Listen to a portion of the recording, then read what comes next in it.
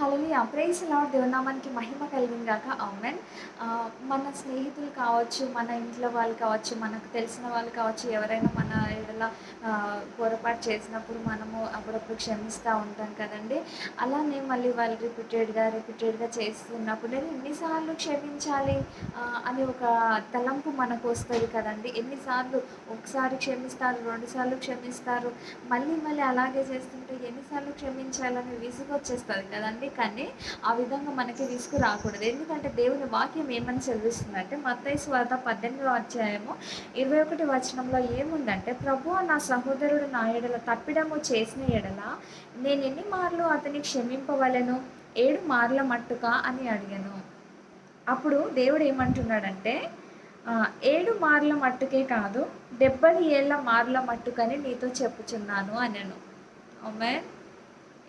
ఎన్ని సార్లు మనం క్షమించినా తక్కువే అండి. మన ఎడల ఎవరైనా ఏదైనా చేసినప్పుడు, మనల్ని ఏదైనా మాటలు అన్నప్పుడు కానీ, మనకేదైనా హాని తలపెట్టినప్పుడు కానీ, మనము క్షమించే వారిగా ఉండాలి. ఎందుకంటే దేవుడు మనల్ని ఎన్నో సార్లు క్షమిస్తున్నాడు కదా! మనం క్షమించిన రీతిగా దేవుడు మన పాపములను క్షమించువాడిగా ఉంటున్నాడు.